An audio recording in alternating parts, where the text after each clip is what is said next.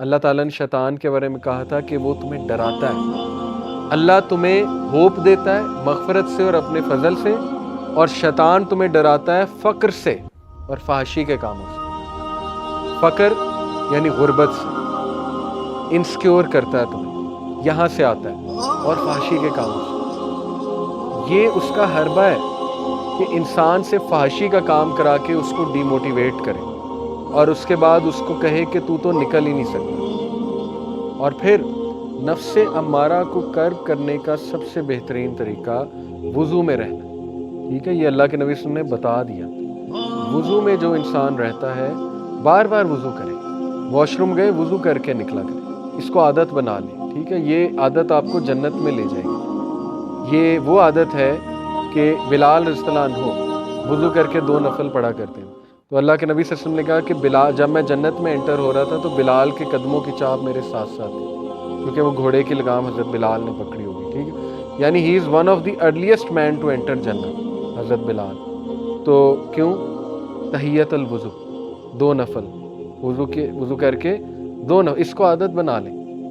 رات کو روٹین یہ اگر آپ بنا لینا، رات کو آپ دیکھیں آپ کی لائف میں کتنی چینجز آئیں گی. سونے سے پہلے وضو کریں، وضو کر کے 2 نفل پڑھیں، 2 نفل پڑھنے کے بعد سورہ ملک پڑھیں، سورہ آل عمران کی آخری 10 آیتیں پڑھیں، سورہ سجدہ پڑھیں، اور آخری 2 آیتیں سورہ البقرہ کی پڑھیں. اس کے بعد اگر نیند نہیں آ رہی تو کتاب اچھی سی ریلیجس کتاب لے کر بیٹھ جائیں، maybe science of the hour. ٹھیک ہے نا، ابن کثیر کی دا بک آف اینڈ ابن کثیر کی ہے، دارالاسلام سے بڑی انٹرسٹنگ ہے. اس میں انہوں نے قرب قیامت کے سائنس ڈسکس کیے ہیں، وہ لے کر بیٹھ جائیں، وہ پڑھیں، نالج پڑھیں.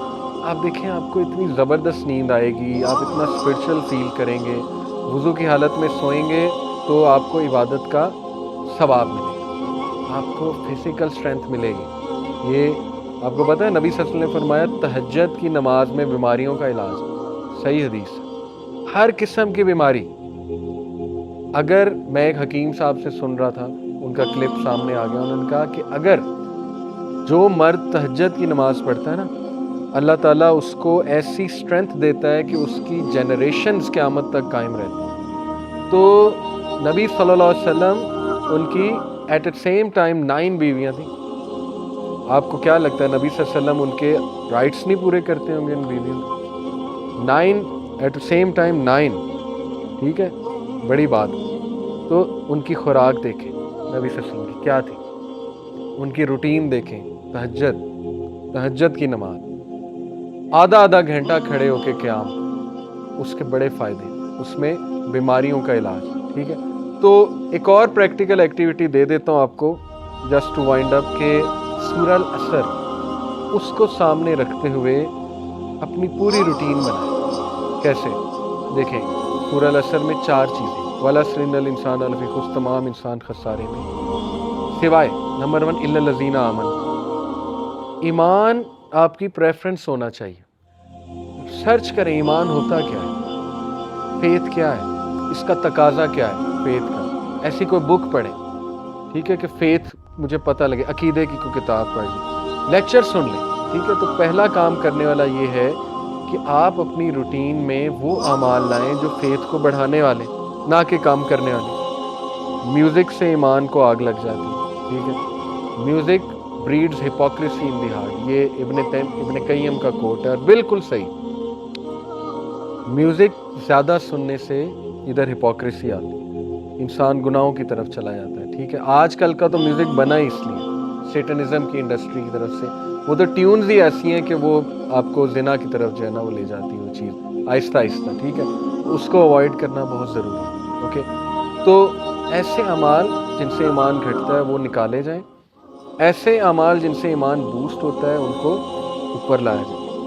اس لیے مسلمان کے پاس تو اتنی پاورفل چیز ہے، اتنی پاورفل چیز ہے کہ جس دن آپ کو پتہ لگ گیا نا کہ ذکر ہے کیا، تو آپ 1 منٹ بھی ذکر کے بغیر نہیں بیٹھیں.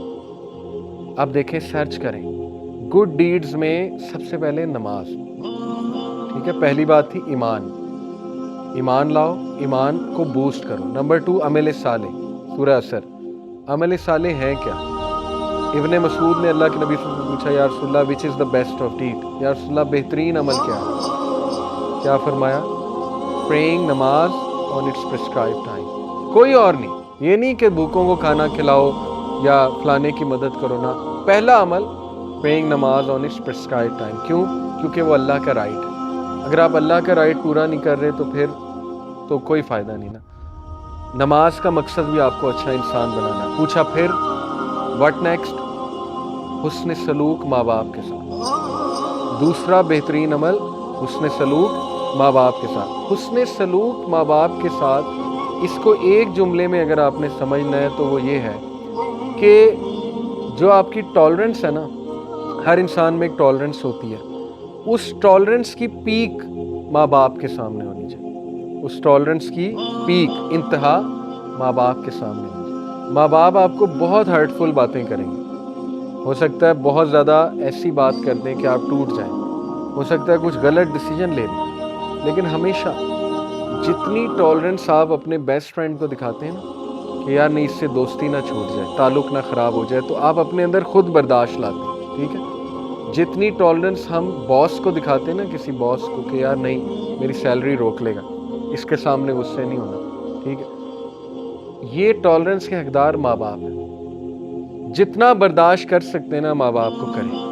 اس کا یہ مطلب نہیں کہ جو وہ برا کام اگر کرنے کو کہیں تو کریں. نہیں، ٹالرنس کا مطلب ہے کہ نہیں، میں ان کے سامنے بولوں گا نہیں. ٹھیک ہے، مجھے بات بری لگ رہی ہے، اس لیول کو اوپر لے جائیں، یہ اچھا عمل ہے. اس کو پریکٹیکل لائیں اپنی لائف میں. ٹھیک ہے؟